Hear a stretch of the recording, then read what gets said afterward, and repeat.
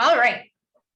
Well, we will get started here. So strategies on how to win in a multiple offer situation. We've taught this class through different seasons of the market for many, many years. And I had to make a lot of changes for this particular class because I have seen Uber frenzy markets quite a few times in my career, but I've never seen a market like this. Saul, for those of you who know, who's been in the business, I don't know, 45, 50 years, he's never seen a market like this. So obviously we've never had COVID. And with COVID, I know there's this talk of interest rates rising, but for those of us that were in the business prior to COVID, interest rates were not 3% pre-COVID. So if we see them tick back up, we're just normalizing a little bit. It doesn't mean they're high. It just means they're normalizing.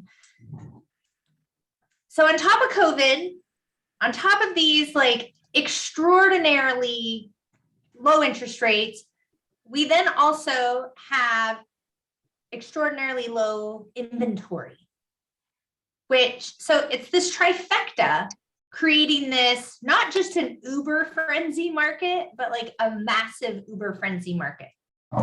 So I don't ever want to come across like, here's the golden answer. This is going to make all the difference in the world. Okay. These are just strategies. The most important thing out of everything we talk about, and I say this with love, but you all know by now that I'm a straight shooter. These strategies, these decisions that we make in writing offers are not our decisions. It is our job to present options to the buyers. Okay, so I can't stress that enough. I had a 20-year veteran agent call me last night, and she was making decisions for her sellers. And I had to stop her and say, these are not your decisions to make, so you need to hear that first. So before we jump into strategies, I'm going to share my screen here, and you guys feel free to unmute, ask questions, whatever we can do to help. So it's not formal. All right. So first we're going to start with the buyer's advisory in a seller's market. Can everyone see my screen share? Perfect.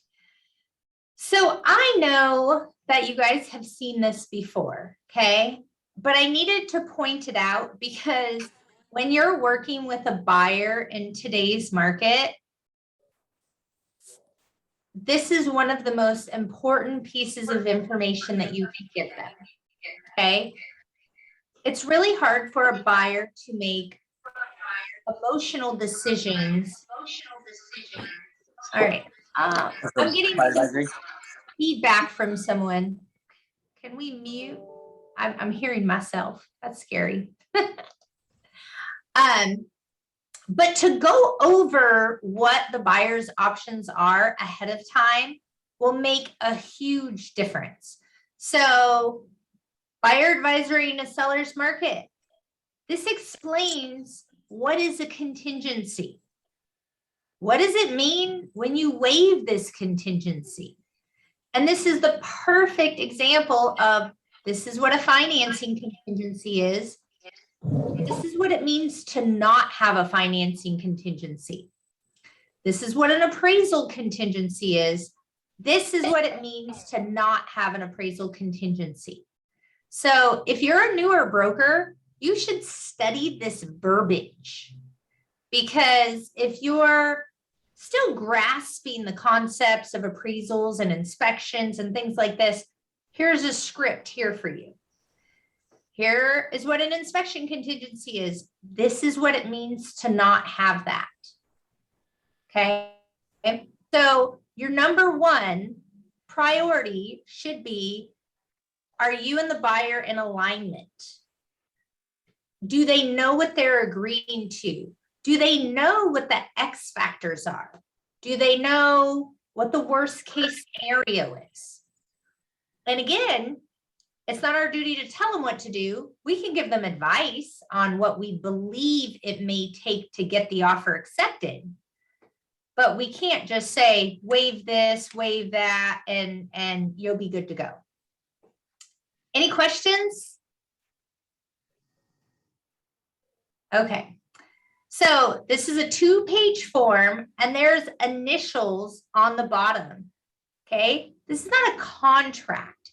This is more informational purpose, but these initials are an acknowledgement that they've received it and understand the risks. Okay. So moving on.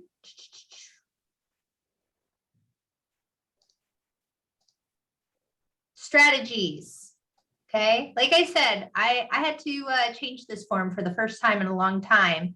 And just because these strategies are on here, it doesn't necessarily mean I'm advising it. I'm, again, giving you options. Okay. So number one is going to be the relationship that you create with other brokers. Okay. Now, the reason I make that number one is because I know it may seem like our real estate community is this big, huge world of real estate we live in, but it's actually fairly small. And if a broker and I are working on a transaction together, and maybe we're butting heads, maybe I'm not returning calls, that will bite me down the road. So it is important that you understand your reputation doesn't just matter to your clients and your people. It makes a big difference in a market like this if a broker knows you and knows that you're clean and the contractual sense, and that you're easy to work with and you're a good communicator. All of those things will help you. So just know the real estate community is small and reputation matters. Number two is properly educate your buyers. Buyers need to know that the homes right now are selling in multiple offer situations. They're selling over list price. They need to understand the current market conditions. Right now, buyers should know that rates will go up in March. Not they're forecasted, not we believe it to happen. The feds have already said that rates will go up. So having this conversation is a fine line, okay? Because you'll hear from a lot of people that will say, oh, I don't want to get into a bidding war. And if you're a newer broker, it might be easy to say, I'll see you in 3 years, because who knows how long this crazy market's going to last. But to take a step further and say, hey, buyer, let's talk more about that. What are you afraid of? And they're going to say, I don't want to pay more than what the house is worth. Okay. Well, then we talk about, let's put our best foot forward. Let's not think about the other offers. We're going to go through this process. If anything, we're going to learn from it. But let's figure out how to put our best foot forward to do our best to get you the home. And if we don't, there will be another home. But it's important that buyers understand what's going on. And most buyers in today's world do understand because of the news and the internet. But again, the goal is to manage their expectation and prepare them to come in as strong as possible. Managing expectation is huge. So for some strategies, number one, submit a personalized, handwritten, or typed letter with your offer, okay? For those of us that have been around for a while, these are called love letters.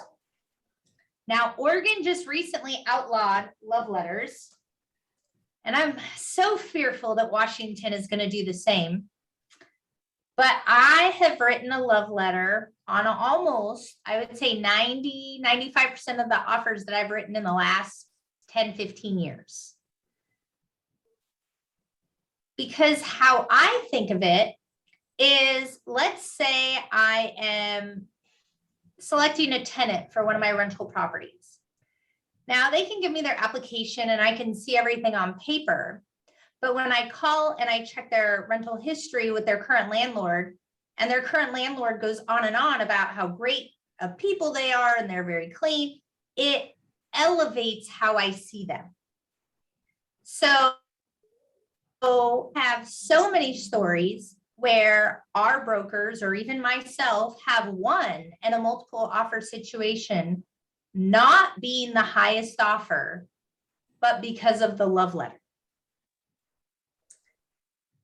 Now, with that being said, with my manager hat on, you should not be writing the love letter.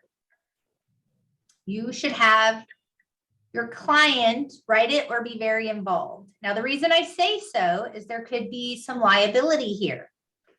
There was a lawsuit about 4 years ago in a different state. The buyers happened to be gay men, and the broker who loved them was not discriminating in any way. Their broker wrote a love letter on their behalf, and the buyers claimed that their offer wasn't accepted because their broker revealed that information. Who knows it to be true, but you don't want to accidentally say something the buyer's not comfortable with. So send them a draft, help them write it, however you want to do it, but make sure that they see that letter. Number 4, call the listing broker to inquire about special needs, okay? What do they need for closing date? Excluded items, a rent back. Rent backs are huge nowadays. Now, again, buyer needs to understand the risk involved with a rent back.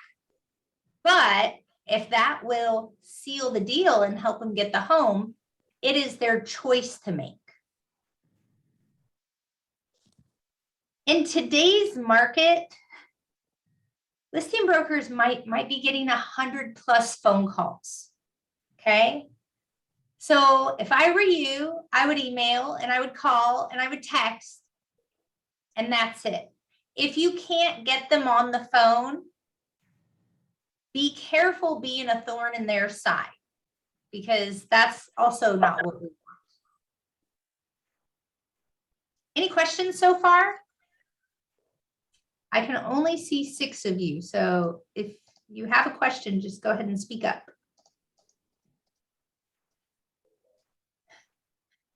Number 5, ask the listing broker if there's anything that will help them out. Not the seller, the listing broker.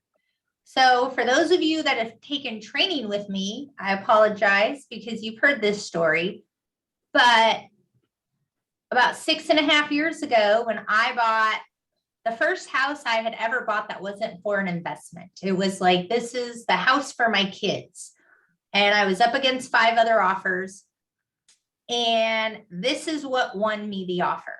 I asked the broker, what can I do to help you? And he said, nobody's ever asked me that before. And the house was nice and clean, but there was so much stuff in the garage, car parts. I mean, just piles that were like the size of a Volkswagen Bug.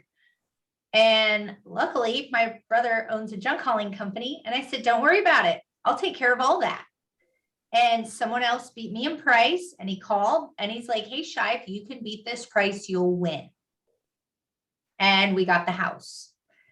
So don't underestimate asking the broker what you can do for them, because that might make the difference. Do a CMA on the home. Now, I say this with a bit of a grain of salt, because I've been in this business for many, many years. And I've had more appointments in the last 4 to 6 months where I've told my seller, I don't know how high this price will go. I don't have a crystal ball. So when I say do a CMA, I'm not asking you to give your buyer the final price you believe the home is worth. But you do have to framework it a little bit, because if the last 3 homes in the neighborhood have won 150,000 over list price, that's information that they need to know. But when your buyer says, and I use this line at least 5 times a week, how much is the value of this home? How much is this home worth? The value of anything is the price a buyer is willing to pay. And buyers are paying bonker dollars right now. Like, some of the stories I hear, some of the prices I see, but it's not my decision to make for them. That's their decision to make. Any questions so far? All you naughty people with your cameras off. Thank you for those with your cameras on. All right, number 8, an escalation clause. Okay, so this is a contract that states, hey, seller, we will beat anybody's offer by X amount, but we cap it at this price. Okay, so your buyer needs to understand this form. Your buyer needs to understand, I'm showing the seller my poker hand. Uh-oh. I'm showing the seller my poker hand, but I want the house this bad. Now, this form is a little bit controversial in the real estate world. A lot of attorneys hate this form. Honestly, I couldn't live without this form. I love it.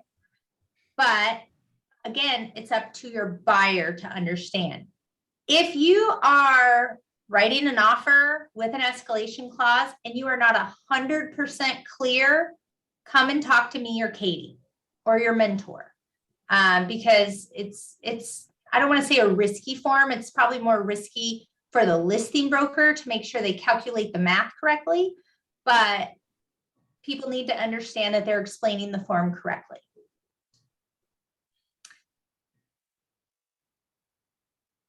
Also, or in addition, instead of using an escalation clause, you can use your highest and best. So let's say we're going to talk about a house that is $700,000. Now, I can use an escalation clause to say, hey, seller, we'll pay $5,000 more than any other offer, but we won't pay over $800,000. Now, my recommendation with an escalation clause is never use $1,000. Use something great like $3,000 or $5,000, because if that competing offer has one little term that they like, $3,000 or $5,000, and you usually doing your highest and best offer, come in over list price. Don't even use an escalation clause. Come in at $750, $775, $800. This strategy of a highest and best offer can work if you're trying to get your offer accepted prior to the review date. So I'll say that again. House goes on the market on Thursday, and they're going to review offers on Monday. Well, if you come in on Friday with an offer that's $100,000 over price, no escalation clause, you may entice the seller to accept the offer. Now, if the seller the offer, change your dates, amend your terms, and get back in the game for the multiple offer situation. But a highest and best sometimes can entice a seller. Any questions so far?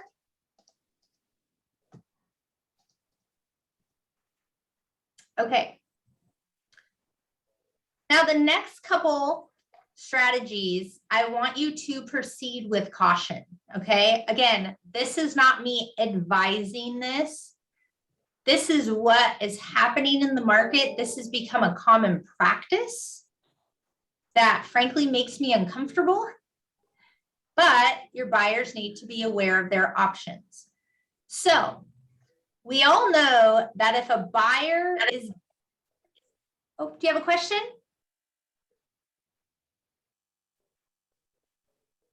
Amelia? No, I'm not. Sorry. Okay, just checking. So we all know that regardless of where the buyer's money is coming from, it has to be disclosed, okay? If it's coming from a 401k, if grandma's gifting you the money, if you're getting a loan, but there's not a financing contingency, you have to disclose where the funds are coming from. So it's become common practice for the buyer to get a loan on a property, but not make it contingent, okay? So contingency, of course, means it's a way for the buyer to back out of the contract. So number 10 says you can, or the buyer can choose to completely waive their financing contingency, okay? So they say, hey, seller, I'm gonna disclose that I'm getting a loan, but if for any reason at all, I can't get this loan to close, I can't terminate the contract, you keep my earnest money, okay? Now, if you completely waive your financing contingency, you are also waiving the appraisal contingency. Now, honestly, that rattles my nerves quite a bit because an appraisal is an X factor that none of us can control. We can do our very best to be proactive and meet the appraiser and give them comps, and hopefully the listing broker will give us copies of the other offers so we can use that to our advantage. But I've seen probably in the last 4 to 5 months, 5 flawed appraisals, which means they've come in 75,000 plus underprice. Again, not our decision to make. It's for the buyer. Waiving an appraisal is usually a decision a buyer makes if they have a substantial down payment. Okay. If you're going to waive the financing contingency completely, you need to use a form 22EF. And that says, hey, seller, this is not contingent upon me getting a loan, but I am getting a loan. I'm disclosing that I'm getting a loan. And the 22EF also gives the buyer permission to conduct the appraisal. Okay? Any questions on this?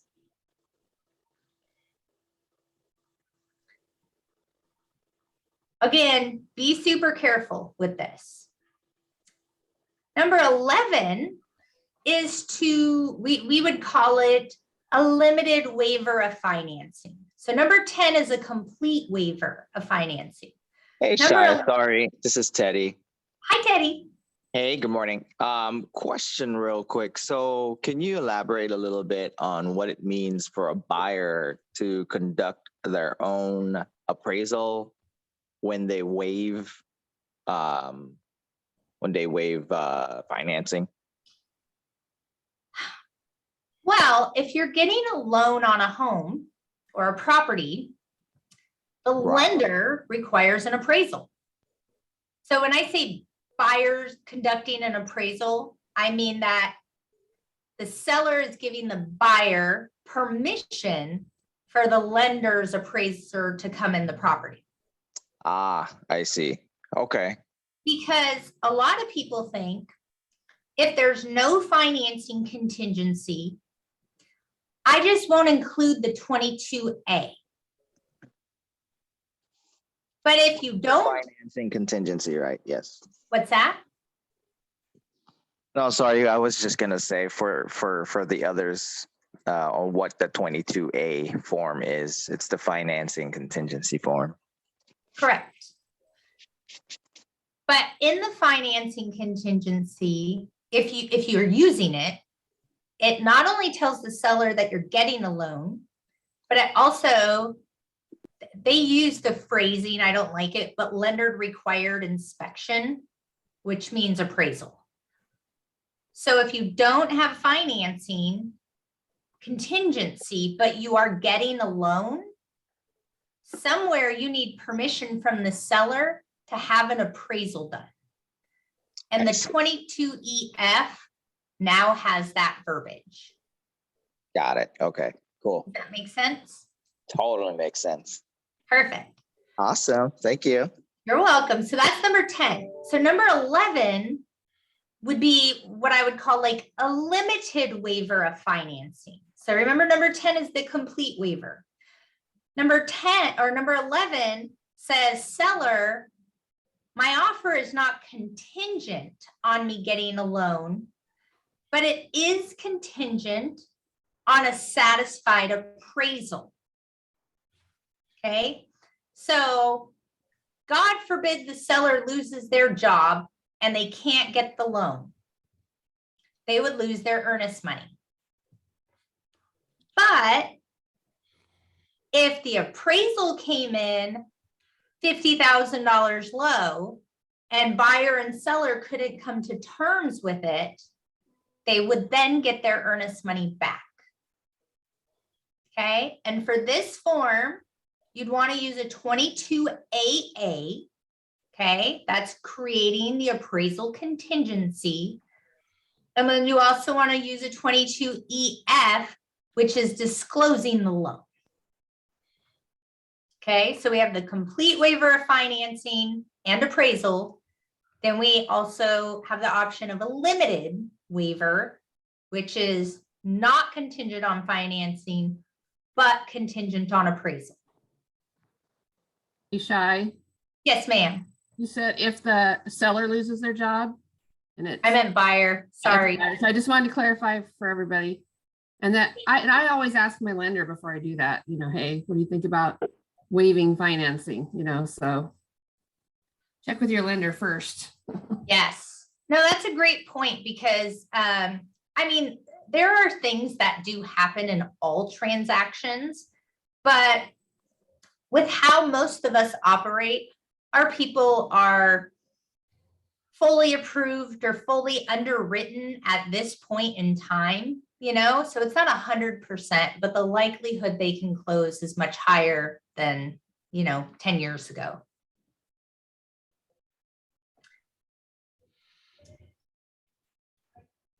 Now, we also have an option, regardless of what everybody does with financing, if there's an appraisal contingency, you have the option to do an increased down payment in the event of a low appraisal. Okay, and that's a 22AD. And it basically says if, okay, that's a big word. If the appraisal is low, the buyers agree to pay X amount. Okay, it could be $10,000, it could be $100,000 to increase their down payment to kind of bridge the gap in the event of a low appraisal. Now, you do not need this form if you have waived your appraisal contingency. But you need this form if you have an appraisal contingent. Oh, Shy, jumping in again, me again. No, So love that. my thinking, I know Jerry's discussed this with you too, and we went back and forth because the other agent that you're sending the offer in may not know or understand that when you waive your financing and everything, that you're waiving, if you don't put the appraisal addendum in there, that you're also guaranteeing the appraisal if it comes in low. So is it, I mean, I always feel like you should show the money, in my opinion, but. So there's two things. So that's a great segue of where I was going next, because The MLS did the largest forms revision that any of us had ever seen in March of 21. And to waive financing and appraisals, it actually can be done a few different ways. And not to toot our horn, but I am. We're the A+ students of contracts in the real estate world. Okay, not every other company is like us when it comes to forms training. And Tina is right that you might submit this offer and the other agent might not understand all the nooks and crannies of the offer. So I think it is imperative when you send an offer over that you have a bullet point summary of the offer. I personally would not write 3 paragraphs explaining your offer because a busy listing broker will not have time to read it all. But you should say financing waived in all capitals, appraisals waived in all capitals, buyer has an extra $100,000 towards, okay? But to go back to what Tina is saying, and I understand the thought process, Tina is saying, and correct me if I'm wrong, even if we waive the appraisal, I feel like the message of sending the 22 AD and putting $100,000 in there will show the listing broker how serious we are.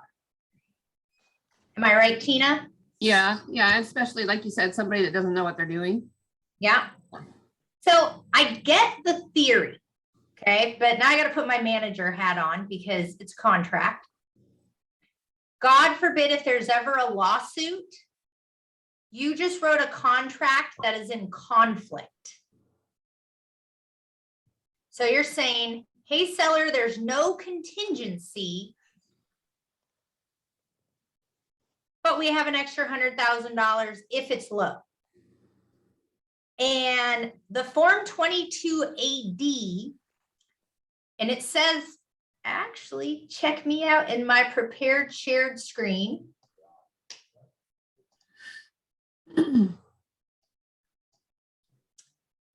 The 22 AD should be used with a 22A or a 22AA.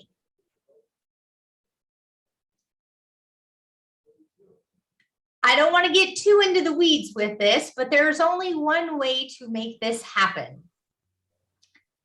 And it would be if you use the 22A, a financing contingency, and you put a 0 in there that basically said it's waived right now, and the appraisal's waived, and you can make all this happen. However, I think the message would be worse for the broker to think there's a financing contingency.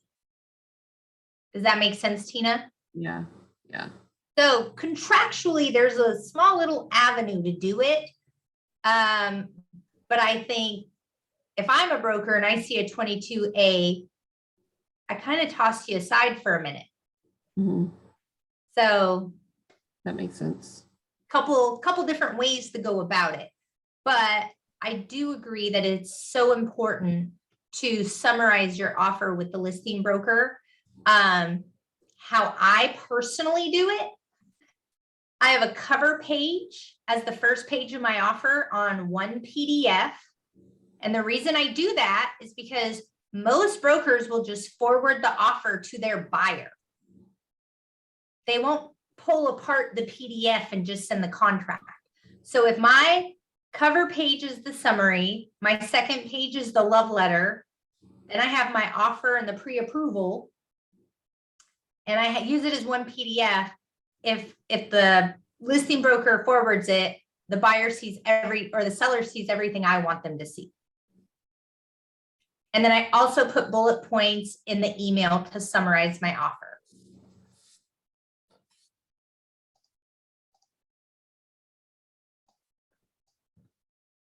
All right. Any questions or comments or confusions? Looking good, Shine, looking good. Thanks, Teddy. All right, where were we at? Number 13. To include the evidence of funds, okay? So remember, there is a huge difference between disclosure, that's just me telling you something, and contingency. Contingency is basically a get out of jail free card, if applicable. So you can use a 22EF to show evidence of funds. You can just send the statements over. Okay. So if I have a client and let's say they're getting a loan, but they are going to put down 50%. I'm going to send the bank statements with the account number crossed out, showing they have these funds.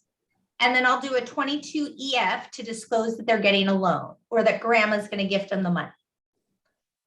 But don't forget that. That's a really commonly forgotten form that you have to disclose where the funds are coming from. Number 14. Number 14 makes my stomach turn, but in the market that we're in, this is what it is. So a non-refundable earnest money / fee, okay? And the reason I have / fee is because John L. Scott created a form. So we all know that earnest money is basically the buyer's promise not to breach their contract, okay? And nowadays people are doing non-refundable earnest money. Now, according to the contract, a seller cannot keep an earnest money that is in excess of 5% of the purchase price. Okay. So John L. Scott created a form called the Non-Refundable Fee Addendum. And I'll be the first to admit that I hated this whole fee business. Let's just call it what it is. It's earnest money. But because I'm such a pain in the butt, John L. Scott revised this form 4 times, which now I love it.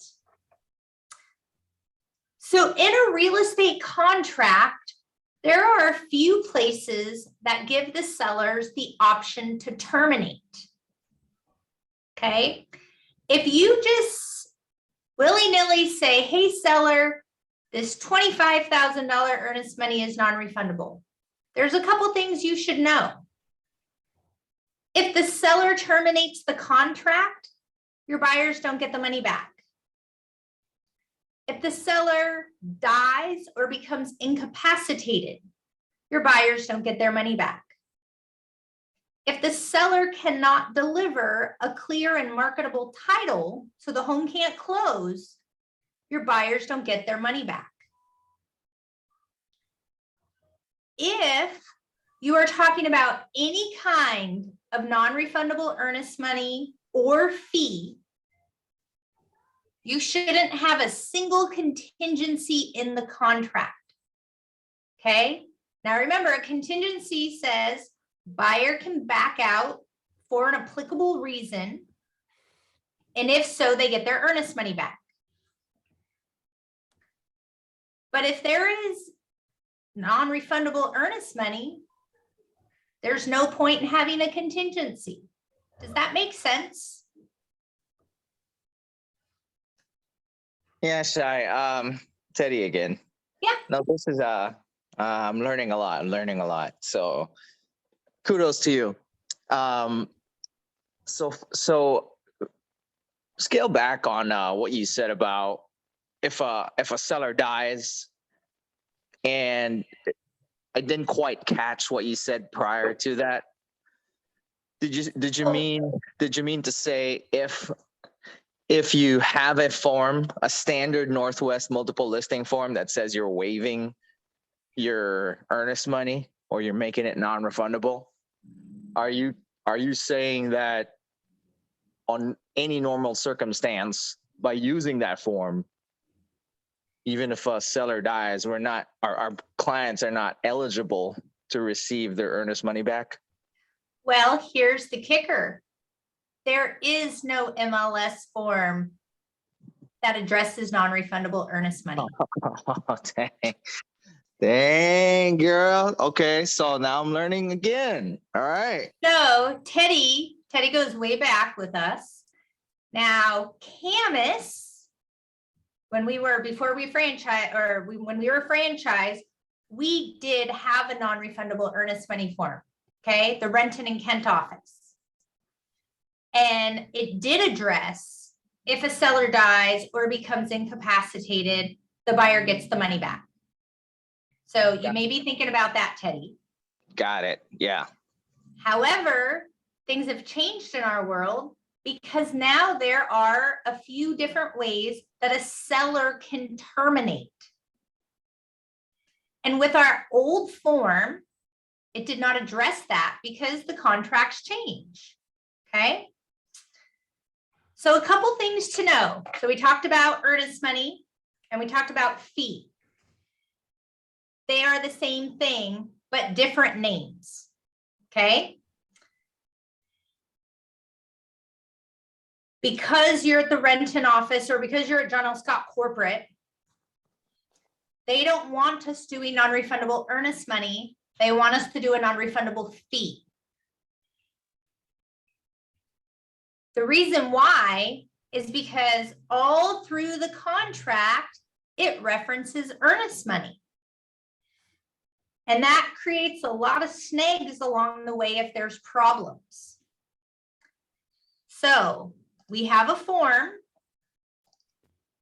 and this is the non-refundable fee addendum. Okay. First line, notice there are risks to buyers and sellers associated with non-refundable fees. The parties are advised to seek legal counsel before signing. Last year, I seen a non-refundable earnest money or fee for $250,000. Like, that's crazy town. Buyers shall pay the non-refundable fee to the seller in the amount of X within 2 days of mutual acceptance, just like earnest money. The fee shall be deposited with the closing agent and then immediately released to the seller. The fee shall be applied to the purchase price. Buyer understands and agrees that the fee is not earnest money and is non-refundable under any circumstance other than a default by seller or the following. Okay, so if the seller defaults and doesn't close on the property, the money is now refundable. That does not mean the seller is going to give it back, but contractually it's refundable.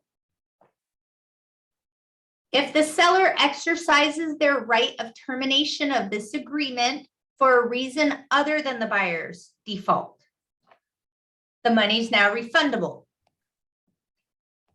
Seller's inability to provide insurable title. Now the money is refundable. Okay, so it's important to know that this has become common practice. So 2 weeks ago, I sold a property in Redmond. Okay, we listed for $1 million. We got our highest offer up to 1.38, and it was $100,000 non-refundable earnest money. Now I say this with love, but I didn't trust my seller as far as I could throw him. He was kind of a slippy Maguchi old man that I loved, I just didn't trust. And I was so worried about this $100,000 because there were title issues on the property. And so I took him and his family and said, this money's coming to you. Do not spend $1 of it. Now, my seller's son is a broker in Yakima for Keller Williams. And I could never figure out why he wasn't selling this property, because he could do that and save a ton of money on commission. And the seller's son calls me and says, hey, What do they mean by non-refundable earnest money? I never heard that before. So non-refundable earnest money is pretty exclusive to our market here in the Pacific Northwest. And it is scary as hell, but it is common practice in real estate right now. So whether it's my buyer or my seller, it scares the bejeebers out of me. But just because the money is refundable doesn't mean the seller is just going to hand it over. Now, unfortunately, your buyer might be in a position of this is what they have to do to get their offer accepted. But it is your job to explain the risk. Shai, I have a question. Yes, ma'am. And so I'm thinking it as I'm asking it. So if it doesn't make sense, don't be surprised. So if the non-refundable amount that you're offering them exceeds what you need to put down on the house. So if I only need to put down on the house $50,000, but my non-refundable fee is $100,000, 50 of that's going to be applied toward the purchase price. Where does the other 50 go? Can it be Great used for question. closing costs and maybe the balance refunded, or how does that, or does that go to the seller? So according to this contract, the fee is applied to the purchase price. Okay. Some lenders won't allow a buyer to get money back. Now, because it's earnest money, they very well may allow for that to be because it's the buyer's money. So like, for example, in a VA deal, if someone puts up $10,000 earnest money, but in VA, they don't need a down payment, the lender is likely to allow the buyer permission to receive those funds back. But that would be a lender question to see if they would allow for the funds to be refunded back to the buyer, which I would imagine because it's their money. Does that make sense? Yeah, and it just seems trickier if it's considered not earnest money and it's a fee. Well, so with that being said, there is benefit to both parties by calling it a fee, because in so many areas in the contract talk about earnest money. So we're basically saying whatever it says about earnest money, we're going to wipe that away. And we're going to just simplify it to be a fee. Now, it is very important that if you're writing an offer with a non-refundable fee and you need to use this contract,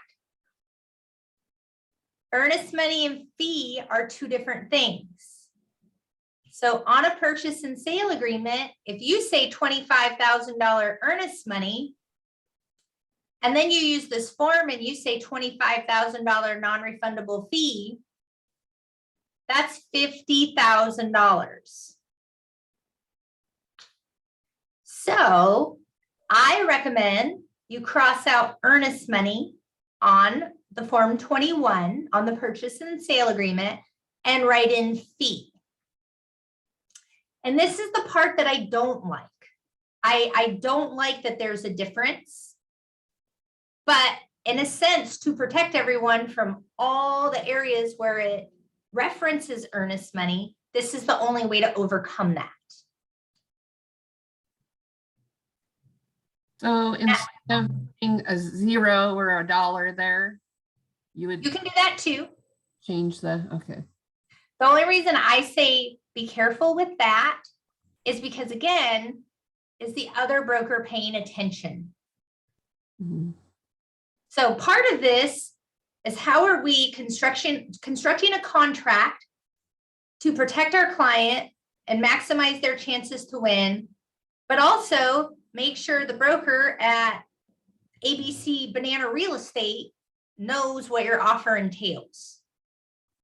So it's a balance. Hey, Shai, Teddy. Yes. Is this because earnest money as a definition constitutes conditional funds in order for either party to perform, versus a fee where it's more like an incentive to, I don't know, maybe earn the seller's approval in a sort of way.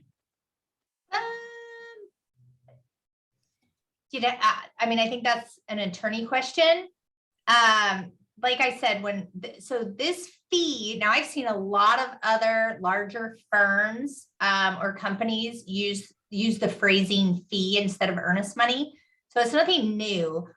But like I said, full disclosure, when John L. Scott's attorney came out with this, I fought it hard because I did think it created a lot of confusion. But by the fourth revision of the form, and that it protected the seller, right? It protected the buyer in the event the seller terminated. And that is a piece of the puzzle that a lot of forms miss. So let's go back to the escalation clause. And I'm not trying to get into the weeds. I'm just going to stand on my soapbox for 1 second. I love the form, but I hate the new revision. And it says on there that if the buyer has a problem with the competing offer that the seller sent, the buyer has 3 days to give notice. And the seller can then terminate. Well, if you don't have this non-refundable fee addendum in there, and you're doing non-refundable earnest money without any kind of contract, the seller now terminates and the buyer loses their earnest money. So I think the fee, the non-refundable fee form that the attorney came out with, addresses everything. Okay, thank you, Shai. Thank you for clarifying that. No problem. Any other questions?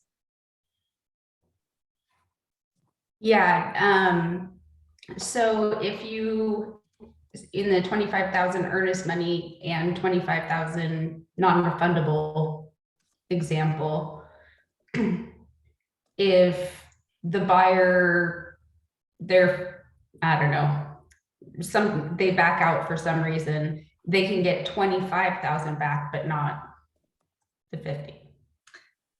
So let's take one step further to clarify. I love that question. So Sarah, I'm going to repeat just to make sure we're all on the same page, because I know this is a lot of words. If we say the buyer has a $25,000 earnest money and the buyer has a $25,000 non-refundable fee, and let's say there's an appraisal contingency, okay? So we have earnest money, we have non-refundable fee, and we have a contingency. And the appraisal comes in low, and we can't all figure it out.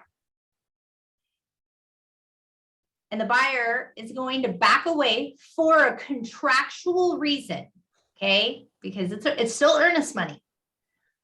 The buyer would lose their $25,000 of their non-refundable fee, but get refunded their $25,000 of earnest money. And that is also another strategy. You can have earnest money and a non-refundable fee and have a contingency. Why are you smiling, Tina McKay? Never thought of doing that. I like it. So it lessens the risk, but it gives the buyer the opportunity to have a contingency. Again, just like we were talking about waiving financing, but having the 22 AD and increased down payment in the event, that creates a conflict. If you only have non-refundable fee and you have a contingency, that creates conflict. Okay, does that make sense? I'm so geeking out on this. Uh, I'll- Dana, kindly repeat what it was that you never thought of doing before. I'd never thought about doing do half an earnest money and then half non-refundable fee. So Oh, okay, Yeah. gotcha. I was always, Okay. in my mind, I was always thinking either or, but that makes sense. So then the only thing is you'd have to spell that out in your agent letter to when you send your offer over, that's what you're doing. Yeah. Dang. we Yeah, do all that's this. mind blowing. Sorry. We do all this all the time and the agents have no clue what's going on and we have to explain it to them and yeah.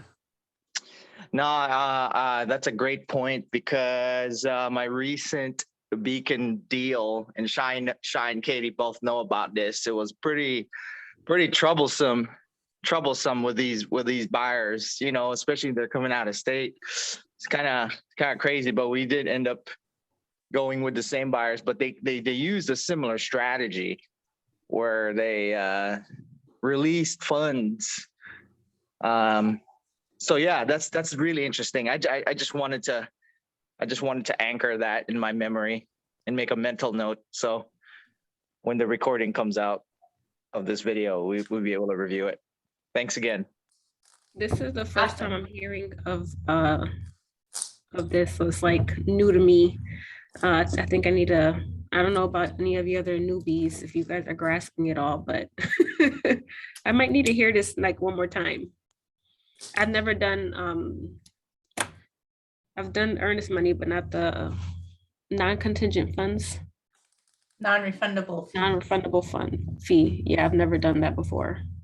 And again, I know I'm super old school. I hate it. But it's our market. So we embrace, we have a playbook for every market. And unfortunately, this has to be in our playbook. But again, not our decision to make. It's the option that we let the buyer know they have. Sky, I have a question. Yes, ma'am. So if the market's so crazy, and I love the idea of this form and protecting the buyers and that we're working with. But the realities are that with all those different offers, it looks like to me that this would be really hard to explain to a seller's broker. And that they may just very well, because they're not familiar with it, go with a different offer that just releases the earnest money. And I guess my question is, if you explain to your buyer the risks and the earnest money is not more than, is it 5% of the purchase price? If the buyer wants to just make it non-refundable and release it to the buyer, why wouldn't you just use a immediate release of earnest money form versus going with this form? If you explain to your buyer, what you're risking. Well, so a couple things, and now I'm going to sound like Albie. That's fine. There is no immediate release of earnest money form. So the old CAMIS form is out of date in a sense because it doesn't address if a seller terminates. So you can't use that form because it's just out of date. Now, if you say, hey, buyer, if you want to make this non-refundable and you're okay with if the seller dies or they can't deliver title, a clear and marketable title, you lose your money. I guess you could write something to say the earnest money is non-refundable. But again, we have to be careful that we're not stepping out of the scope of our expertise and writing verbiage that's releasing these funds. I'm sorry, there is a form on the wall for releasing earnest money from escrow to the seller. And it says buyer and seller agree that the earnest money is released to the seller, and then you can fill in how many days after mutual acceptance. Do you know if that's an MLS form? It's on the wall. I'm pretty sure it is an MLS form. Okay.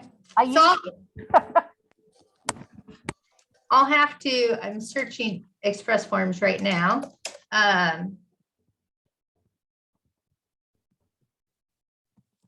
Yeah, so I don't, I think to Tracy's point, I don't believe it covers the two stipulations that you just mentioned, Shai. well, true, and I think she understands that, but if the buyer isn't worried about those stipulations, again, you guys, and for those of us that have been around for a while, you know, and there's a phrase that I absolutely hate, but know it to sometimes be true, that buyers are liars. Buyers get amnesia. And they're like, do whatever to get me this house.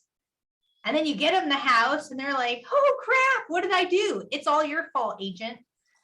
So, you know, I personally would not, we had verbiage we used years ago, but we had the blessing of an attorney.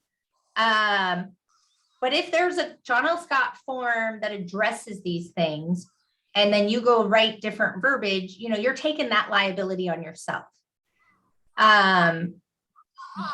But again, and I will say this, because, you know, all the bad news hits my desk, right? All the issues with transactions, all agent feedback.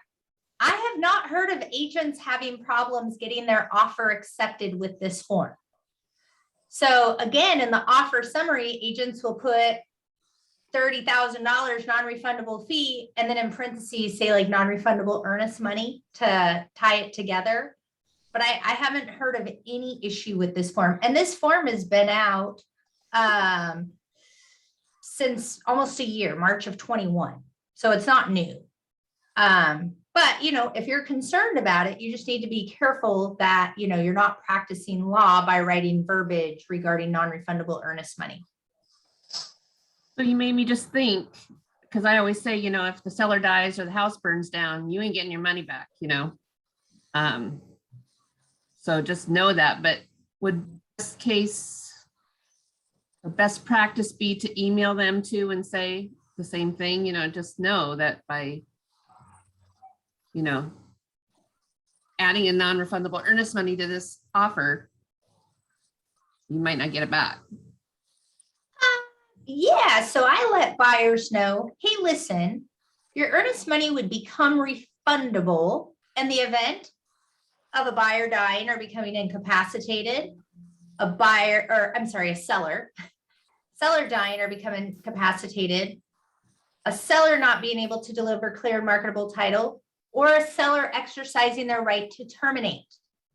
Now, buyer, just because the money is refundable, once you give it to that seller, we might have a little fight on our hands. So, Especially if they spent it. yeah, but you can sue anybody for any reason. They would have a very strong leg to stand on in court. But, and again, we have to be careful what we advise them to do. But this is something where, you know, we're giving them all of the information. Does that make sense? Yeah. So this might be a silly question, but if people haven't been using that form that you just showed us, and they're not immediately really, how are they making earnest money non-refundable? Are they, what's the tactic for doing that? Most everybody I know is using the form. I mean, The form that you just showed us? yeah, the non-refundable fee form. Okay. Yeah, we had meetings about this last March during the big forms revision. Okay. So it's a very commonly used form. Yeah, by everyone, I guess I was meaning like, what are other, you know, not John L. Scott agents using? Oh, I see. I'm sorry. So like on this Redmond property, I represented the seller. Okay. Now remember, our priorities are different depending on who we represent. And the broker just wrote in, earnest money is non-refundable, and it was $100,000 and to be released to the seller immediately. Okay. So I don't care if my seller dies, if the buyer gets their money back, because I represent the seller. But if they write that and that's not more than 5%, and that's more than 5% down, isn't that a violation? And well, the seller, if the earnest money exceeded 5%, the seller would be contractually obligated to give back the remainder of the money If the deal fell through. if the deal fell through. But remember, everything we're talking about today is as though we represent the buyer. Right. So I have seen very similar forms from other companies that have non-refundable fee. Windermere has some pretty great forms that are very similar to ours. But it all depends on who's writing the offer. If you have 10 offers, and if you're getting offers, you'll see a standard difference between a Better Properties and an RSVP Real Estate versus a Windermere. I'm not trying to talk bad about other companies. Compass contracts seem to be very sloppy. But it all depends on the broker. It depends on the training the brokers had. I mean, we've all seen offers with massive mistakes, regardless of what company they're in. But again, when we represent the buyer, this is all like CYA, you know? Does that help a little bit? Yeah, thank you. All right. But I love these questions, guys. It's a tough market right now. So it's important that, you know, we're having these conversations. Okay, so non-refundable earnest money / fee, use the JLS non-refundable form. 15, preview and show the homes in person. That does make a difference with where you're at. Now, for some of our higher producers who, you know, hire brokers to do their showings, that's totally fine. But if you're writing an offer, you should know what you're dealing with. You probably want to stop by that home and know the property so you can write the offer better. Put in the shortest contingencies possible. Even on my Redmond property, we had 8 offers and I had somebody ask for a 90-day feasibility study. So if by chance you're getting an inspection contingency accepted, don't put in 10 days.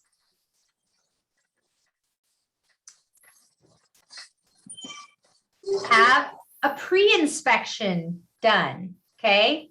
So basically with inspections, for some of my newer folks, there's kind of 4 type of options. Number 1, buyer performs the inspection prior to their offer being accepted. Or they completely waive it.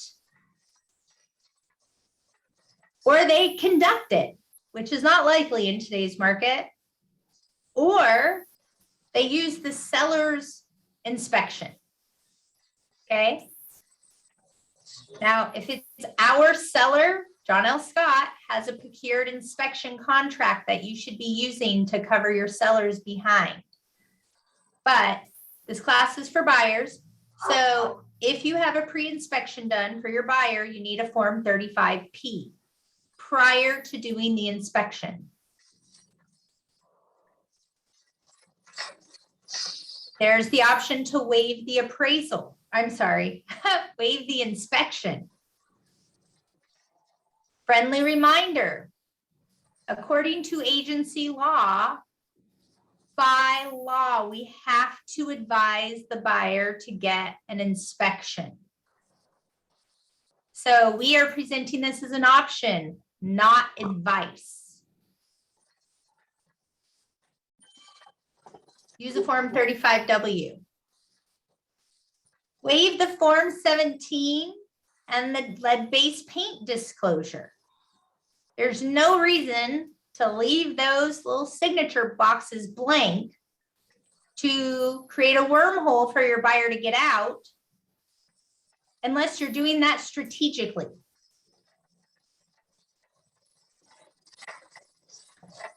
cross out paragraph W on the purchase and sale agreement. Now, this is a common practice in our world that is actually incorrect. Just full disclosure. So paragraph W is an information verification period. And it says, hey, seller, buyer gets 10 days to verify what you've represented in your home. And if buyer finds anything materially inaccurate, they can back out. Now ask the legal definition of materially inaccurate, and it is a very, very gray term. However, it is common practice for listing brokers to like this paragraph to be crossed out. So why, I thought we were told to, instead of crossing it out, change the days to 0 on both lines. Yep, you can do that as well. What's best? It's the same thing. Okay.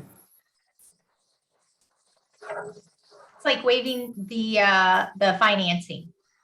You can put zeros in, or you can omit it and use the 22EF. Tina, I've been asking the listing agent which they prefer. Yeah. I'm a huge believer in number 21. Have the lender personally call the listing broker. To be able to say, hey, Bob and Cindy buyer are fully underwritten. After the appraisal, they're ready to close. Even if it's just a voicemail, it's just something you should do every time you write an offer in every market.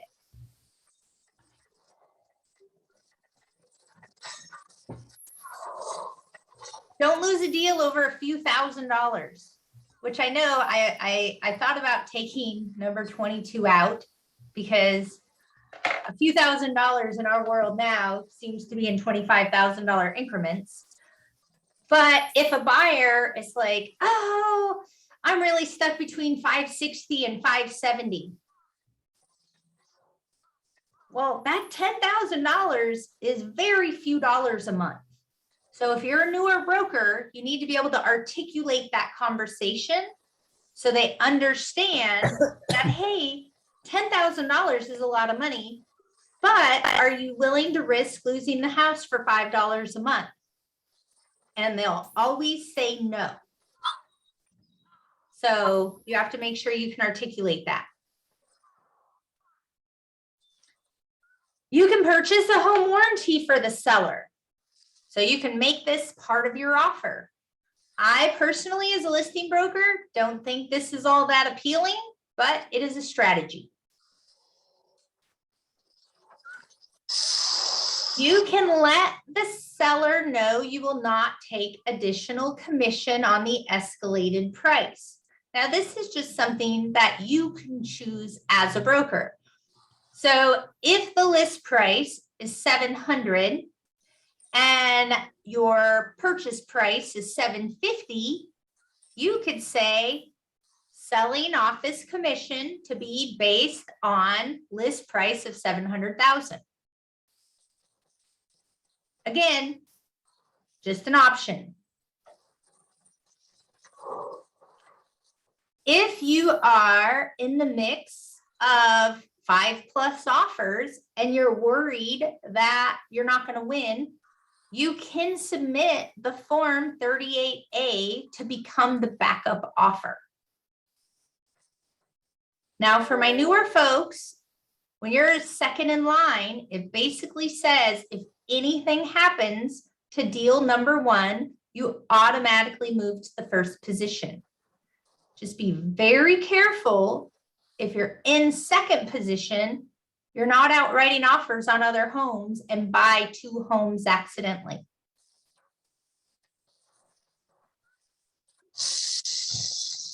About that backup addendum, do you send that right behind your offer? Yeah, I would send it as a second attachment.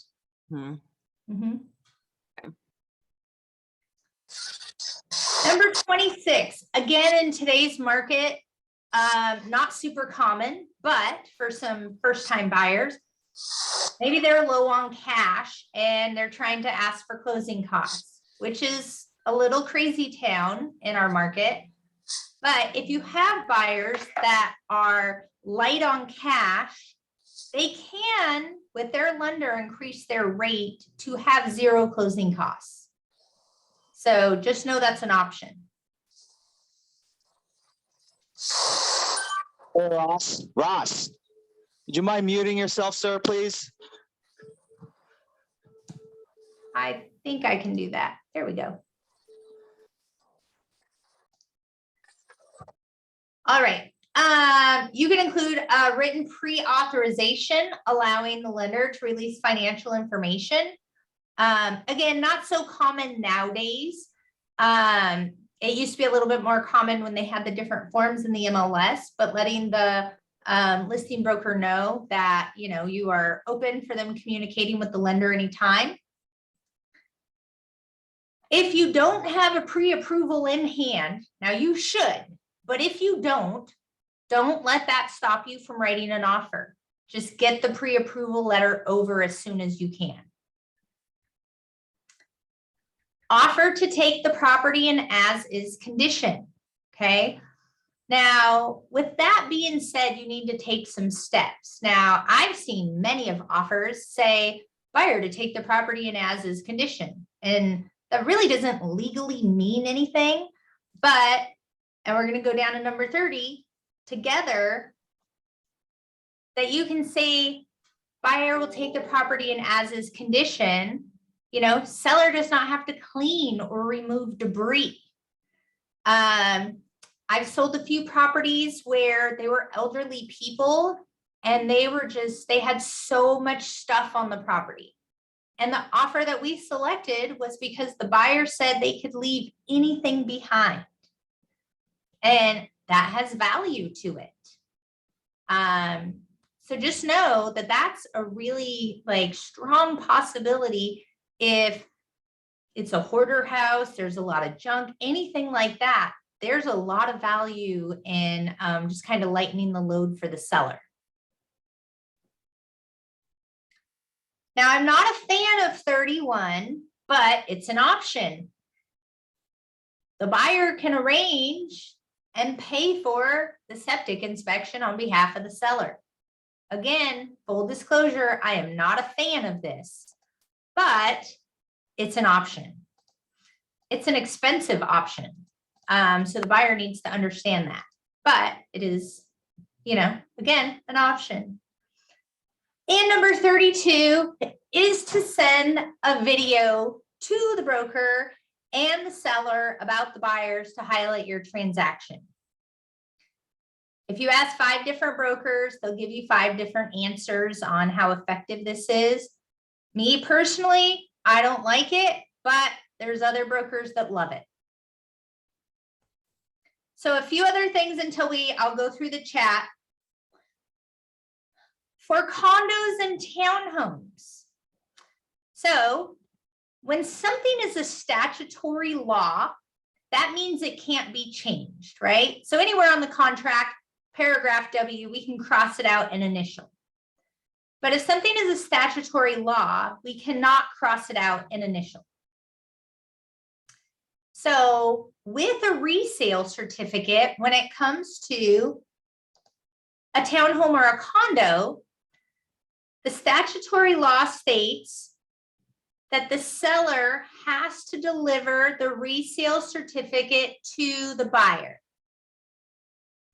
The statutory law also says the buyer has to review the resale certificate. Can't change those things. But what you can change is you could write verbiage to say the buyer waives their right to revoke their offer based on the resale certificate, paragraph C. Now, that's a lot. If you are selling a condo or townhome and an offer is made with no contingencies. It's all cash, no inspection. That buyer will have a few days to back out of that deal, no matter who they are, because of this resale certificate paragraph. It has happened to me. So I do not recommend this for a buyer, but it is an option. I believe a little bit more if it's my seller. So if something like that comes up, let me know and we'll work through the verbiage. Shai, can you expound on that? Like, what's an example of a buyer backing out due to something on the resale cert? Because they didn't like the handwriting. It's a blanket clause. They can back out for any reason they want. Just why like, why would you not recommend that, sorry, for a buyer? well, because they're basically saying, let's say they have a 60-pound dog and they get their resale certificate and you find out there's a 30-pound weight limit. They can't revoke their offer now. They can't back out of the deal. I think I'm misunderstanding. I thought they could back out for basically any reason. Oh, absolutely. But if you use the verbiage of they waive their right to revoke their offer, then they can't back out. Right. Oh, okay. So you're saying you don't recommend waiving the right to revoke the offer? Yes. Gotcha. Again, there's a lot of these things that I don't recommend, but they're options and it's not my decision to make. It's the buyer's. Got it. Thank you. For some of my new folks, realize that price doesn't always matter. Terms matter immensely. So this isn't one and done. This is a lot of little things can add up to make your offer the best package, right? An offer is a package of price and terms. So if you do some of these little things, I mean, we all have stories, if you've been in the business for 5+ years, about our offer getting accepted, not being the highest price. So just know that. And lastly, just because it's so important, the first thing we started was the buyer advisory in a seller's market. Every one of your buyers should have that signed. Okay, questions before I jump into the chat questions? I had a question. Yes. For the last one, with the video, couldn't that get a little like sticky, like you're trying to like coerce the agent to like pick you? Hopefully. But like it wouldn't be anything, illegitimate to do as far as it, or would it just depend on what you're saying in the video? As long as you're legal, you say whatever you got to say to get that offer accepted. Okay. But yes, you are trying to coerce them. Perfectly said. With my blessing. Okay. Jonah, can you give me more examples of what a seller may need, what a seller need may be other than a rent back? Can you That expand? was, you don't have to Okay. answer that anymore. Yeah, number 5 covered that. I do have a different question though. Go for it. I'm still on the resale cert bit, so I like it so much, but I also want to know how common is it for agents to just write up offers for their buyers that's just waiving everything, knowing that resale cert loophole, it seems, is there. So not trying to toot my own horn, but most people don't know about this. So I'm going to guess about 8 years ago, maybe 6, somewhere like that, Rob Condiotti brought this to me. Onto Portland Avenue. And I went to Albee, we tried to come up with everything, and nope, this is statutory law, there's nothing we can do.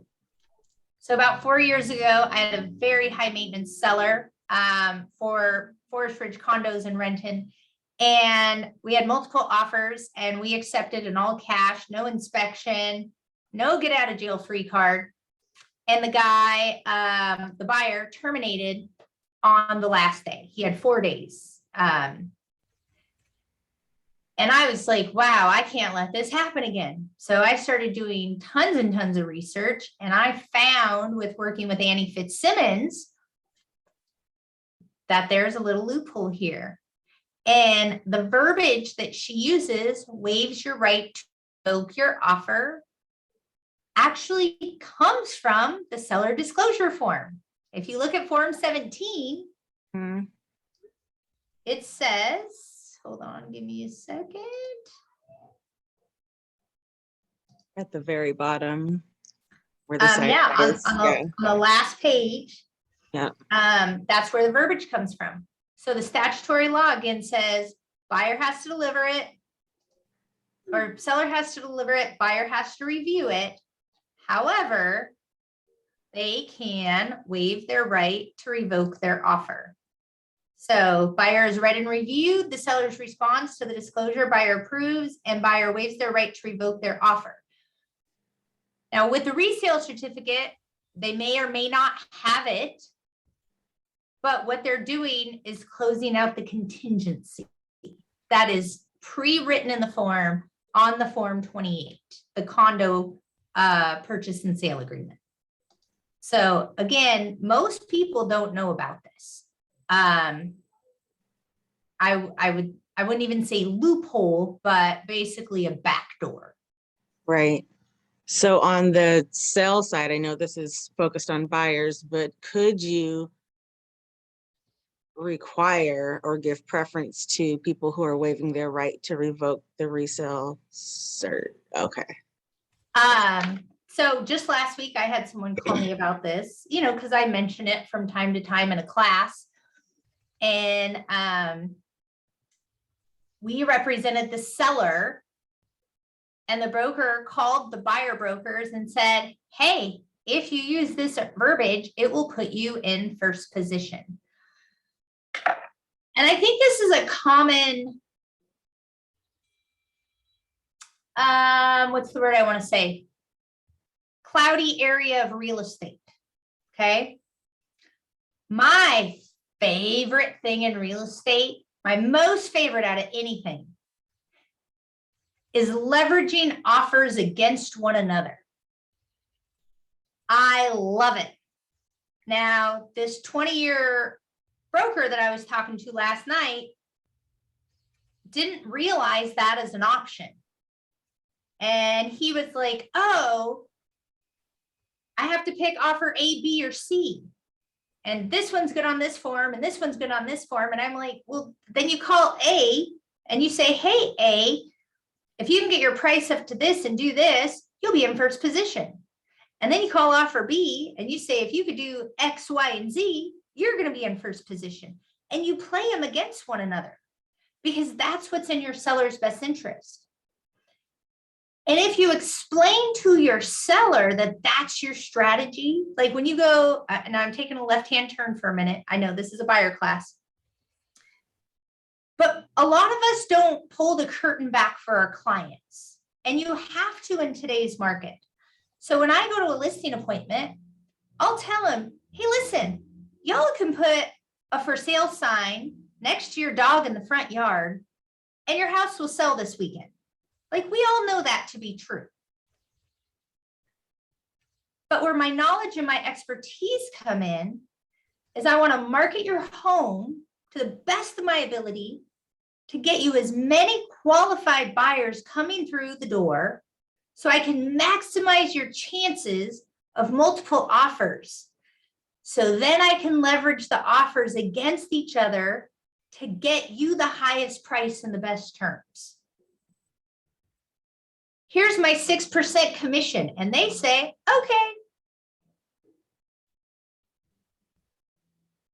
But my clients that have gotten 100, 200, 300 over list price, they could care less about paying 6% commission because they wouldn't have got that had their offers not been leveraged against each other. And the second small thing is don't ever tell the other offers that you've accepted an offer unless you're 100% signed around.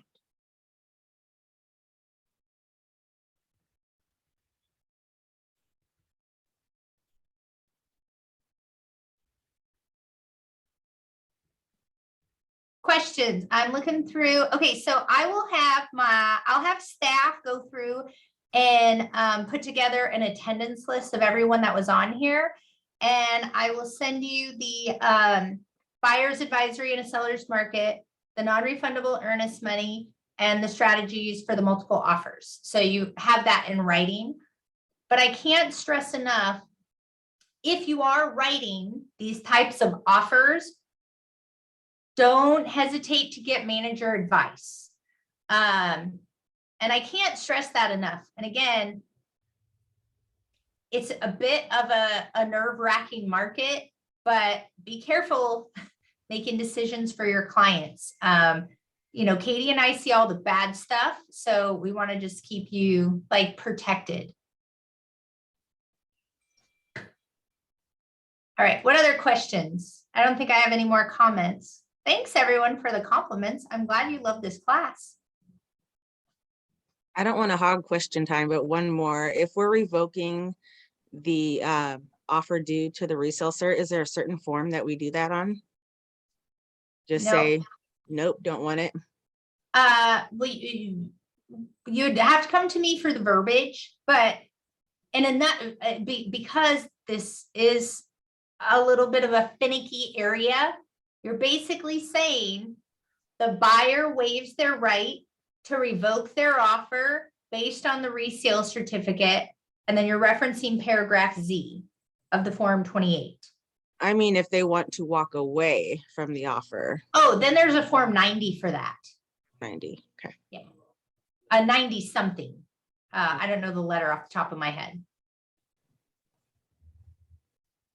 But I feel like it's 90I. 90I is to terminate based on financing. Oh, sorry. Trying to help. I can tell you in 2 seconds.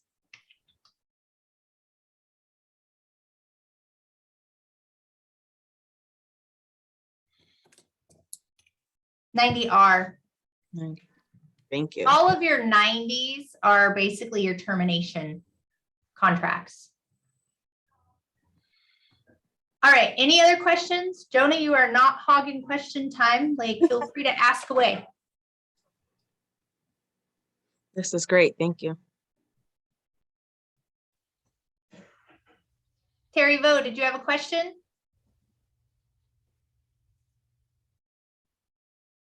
No, I don't. Okay.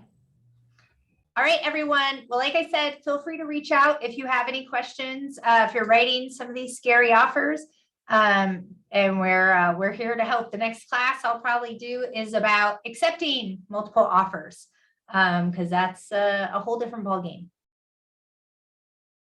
All right, guys. Thank you so much. Thank you, Shai. Thank you. This was a lot of good information. Thank you very much for taking the time to do this class for us. Absolutely. We'll see you soon. See ya.